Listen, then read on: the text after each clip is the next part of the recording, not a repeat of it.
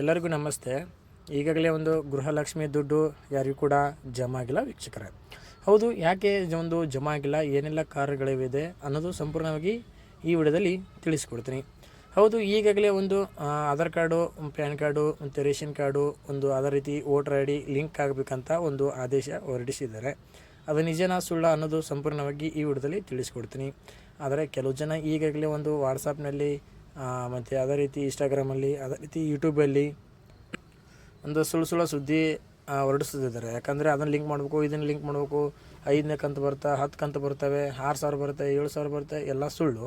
ನಾನು ಹೇಳೋದು ಕರೆಕ್ಟಾಗಿ ತಿಳ್ಕೊಳ್ಳಿ. ಇದು ಕರೆಕ್ಟಾಗಿ ಹೇಳ್ತಾ ಇದ್ದೀನಿ.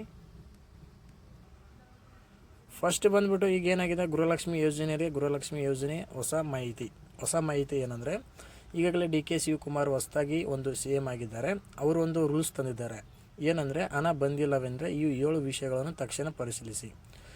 ಫಸ್ಟ್ನೇದು, ಆಧಾರ್ ಕಾರ್ಡಿಗೆ ಬ್ಯಾಂಕ್ ಖಾತೆಗೆ ಲಿಂಕ್ ಆಗಿದೆ ಇಲ್ಲನ್ನು ಚೆಕ್ ಮಾಡ್ಕೊಳ್ಳಿ. ಹೌದು, ನಿಮ್ಮ ಒಂದು ಬ್ಯಾಂಕಿಗೆ ಹೋಗ್ಬಿಟ್ಟು ನಿಮ್ಮ ಆಧಾರ್ ಕಾರ್ಡು ಮತ್ತು ಬ್ಯಾಂಕಲ್ಲಿ ಲಿಂಕ್ ಆಗಿದೆ ಇಲ್ಲ ಅನ್ನೋದು ಚೆಕ್ ಮಾಡ್ಕೊಳ್ಳಿ ಕರೆಕ್ಟಾಗಿ. ಅದೇ ರೀತಿ ಎರಡನೇದು NPCI ಮ್ಯಾಪಿಂಗ್ ಸಕ್ರಿಯವಾಗಿದೆ ಅನ್ನೋದು ಚೆಕ್ ಮಾಡಿಕೊಳ್ಳಿ. ಹೌದು, NPCI ಅಂದರೆ ಒಂದು ಆಧಾರ್ ಕಾರ್ಡಿಗೆ, ಒಂದು ರೇಷನ್ ಕಾರ್ಡಿಗೆ, ಒಂದು ಪ್ಯಾನ್ ಕಾರ್ಡಿಗೆ, ಒಂದು ಬ್ಯಾಂಕ್ ಪಾಸ್ಬುಕ್ಕಿಗೆ ಕರೆಕ್ಟಾಗಿ ಒಂದು ನಿಮ್ಮ ಹೆಸರು ಇರಬೇಕು. ಒಂದೇ ಥರ ಇರಬೇಕು ಹೆಸರು. ಒಂದು ಸ್ಪೆಲ್ಲಿಂಗ್ ಕೂಡ ಹೆಚ್ಚು ಕಡಿಮೆ ಇದ್ದರೆ ಅದು ಆಗಲ್ಲ ವೀಕ್ಷಕರೇ. ಮ್ಯಾಪಿಂಗ್ ಆಗಲ್ಲ. ಒಂದು ಆಧಾರ್ ಕಾರ್ಡ್ನಲ್ಲಿ ಒಂದು ಹೆಸರು ಮತ್ತು ಒಳ್ಳೆ ರೇಷನ್ ಕಾರ್ಡ್ನಲ್ಲಿ ಒಂದು ಹೆಸರು, ಬ್ಯಾಂಕ್ ಪಾಸ್ಬುಕ್ನಲ್ಲಿ ಒಂದು ಹೆಸರು ಇದ್ರೆ ಯಾವುದೇ ರೀತಿ ಮ್ಯಾಪಿಂಗ್ ಆಗಲ್ಲ. ಮ್ಯಾಪಿಂಗ್ ಆಗಲಿಲ್ಲ ಅಂದರೆ ಇದೊಂದು 2,000 ನಿಮಗೆ ಜಮಾ ಆಗಲ್ಲ ವೀಕ್ಷಕರೇ. ಅದೇ ರೀತಿ ಮೂರನೇದು DBT ಡೈರೆಕ್ಷನ್ ಬೆನಿಫಿಟಿ ಅಂತ ಚೆಕ್ ಮಾಡಿಸ್ಕೊಳ್ಳಿ. DBT ಅಂದರೆ ನಿಮ್ಮ ಫೋನ್ನಲ್ಲಿ ನೀವೇ ಸ್ವತಃ ನನ್ನ ಈ ಯೂಟ್ಯೂಬ್ನಲ್ಲಿ ಈಗಾಗಲೇ ಒಂದು DBT ಚೆಕ್ ಅಂತ ಹೊಡೆದ್ರೆ ಬರುತ್ತೆ.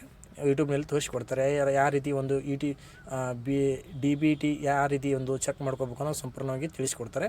ನೀವು ಕೂಡ ನಿಮ್ಮ ಫೋನ್ನಲ್ಲಿ ನೀವು ಚೆಕ್ ಮಾಡ್ಕೋಬೋದು. DBT ಚೆಕ್ ಮಾಡ್ಕೊಳ್ಳಿ ಕರೆಕ್ಟ್ ಇದೆಯಾ ಇಲ್ಲ ಅಂತ. ಅದೇ ರೀತಿ ಬ್ಯಾಂಕ್ ಖಾತೆ ಸಕ್ರಿಯವಾಗಿರಬೇಕು. ಅಂದರೆ ಆಧಾರ್ ಕಾರ್ಡಿಗೆ, ಒಂದು ಪ್ಯಾನ್ ಕಾರ್ಡಿಗೆ, ಒಂದು ರೇಷನ್ ಕಾರ್ಡಿಗೆ, ಒಂದು ಈಗಾಗಲೇ ಒಂದು ಮತ್ತೆ ವೋಟರ್ ಕಾರ್ಡಿಗೆ ಲಿಂಕ್ ಆಗಿರಬೇಕಂತ ಹೇಳಿದ್ರೆ ಕರೆಕ್ಟಾಗಿ ಲಿಂಕ್ ಆಗಿರಬೇಕು.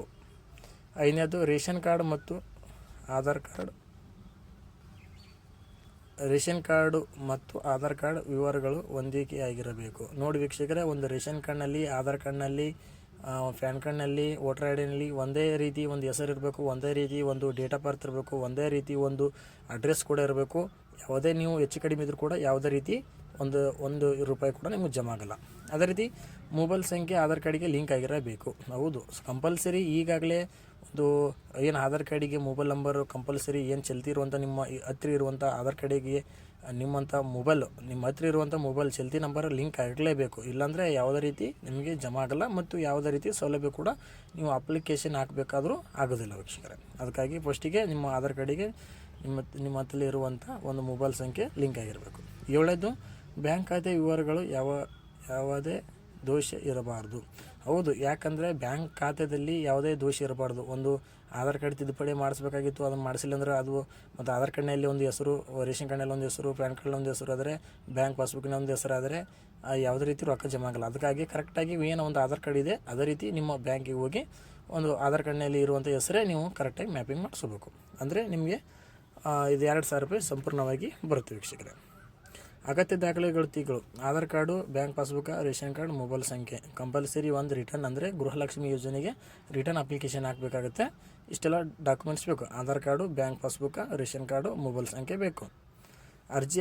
ಅರ್ಜಿ ಸ್ಥಿತಿ ಪರಿಶೀಲಿಸಲು ಬೆಂಗಳೂರು 1ದಲ್ಲಿ ಹೋಗಿ, ಜಿಲ್ಲಾ 1ದಲ್ಲಿ ಹೋಗಿ, ಕರ್ನಾಟಕ 1ದಲ್ಲಿ, ಗ್ರಾಮ 1 ಅಂದರೆ ಇವು ಆಫೀಸ್ಗಳು, ಒಂದು ಆನ್ಲೈನ್ ಸೆಂಟರ್ಗಳು. ಈ ಆನ್ಲೈನ್ ಸೆಂಟರ್ಗಳಲ್ಲಿ ಅಷ್ಟೇ ಕೊಡ್ತಾರೆ. ಒಂದು ಬೆಂಗಳೂರು 1, ಜಿಲ್ಲಾ 1, ಕರ್ನಾಟಕ 1, ಗ್ರಾಮ 1 ಇವು ಇಷ್ಟಲ್ಲೇ ಹೋಗಿ ನೀವೊಂದು ಅಪ್ಲಿಕೇಶನ್ ಹಾಕೋಬೇಕು. ಪ್ರಮುಖ ಮಾಹಿತಿ, ಬಾಕಿ ಕಂತುಗಳು ಹಣವನ್ನು ಸರ್ಕಾರ ಹಂತವಾಗಿ ಜಮಾ ಮಾಡುತ್ತದೆ. ಅಂದರೆ ಯಾವುದೇ ರೀತಿ ನಿಮ್ಮದು ಈಗಾಗಲೇ ಗೃಹಲಕ್ಷ್ಮಿ ಏನು ಬಾಕಿ ಇರುತ್ತೆ ಅದನ್ನು ಕೂಡ ಒಂದು ಹಂತದಲ್ಲಿ ಜಮಾ ಮಾಡುತ್ತಾರೆ ಅಂತ ಈಗಾಗಲೇ ಒಂದು ಪೋಸ್ಟರಲ್ಲಿ ಹೇಳಿದ್ದಾರೆ. ಅದು ಹೇಗೆ ಯಾವ ರೀತಿ ಒಂದು ಜಮಾ ಆಗುತ್ತೆ ಗೊತ್ತಿಲ್ಲ, ಆದರೆ ಹಂತದಾಗಿ ತಿಂಗಳ ಹಾಕ್ತಾರೆ ಅಂತ ಹೇಳಿದ್ದಾರೆ. ನೋಡೋಣ, ಈಗ ಇಷ್ಟಂತ ನೀವು ಮಾಡಿಸ್ಕೊಳ್ಳಿ. ಯಾವ ರೀತಿ ಒಂದು ಗೃಹಲಕ್ಷ್ಮಿ ಜಮಾ ಆಗುತ್ತೋ ಇಲ್ಲೋ ನೋಡೋಣ. ಈಗಾಗಲೇ ಏನು ಗೌರ್ಮೆಂಟ್ ಹೇಳಿದೆ, ಒಂದು ಏನು ಆದೇಶ ಹೊಸದಲ್ಲಿ ಹೊರಡಿಸಿದ್ದಾರೆ, ಅದೇ ರೀತಿ ನಾವು ರೂಲ್ಸನ್ನು ಫಾಲೋ ಮಾಡೋಣ. ನಾವು ಎಲ್ಲದ ರೀತಿ ಏನು ಇವು ಪ್ರಶ್ನೆಗಳಿವೆ. 7 ಪ್ರಶ್ನೆಗಳಲ್ಲಿ ನಾವು ಎಲ್ಲ ರೀತಿ ಒಂದು ಪರಿಶೀಲನೆ ಮಾಡಿ ಸುದ್ದು ಮಾಡ್ಕೊಳೋಣ, ನೋಡೋಣ. ಬಂದರೆ ಸರಿ, ಬರಲಿಲ್ಲ ಅಂದರೆ ಮುಂದೆ ಏನು ಹೇಳ್ತಾರೆ ಗೌರ್ಮೆಂಟ್ರು ನೋಡೋಣ.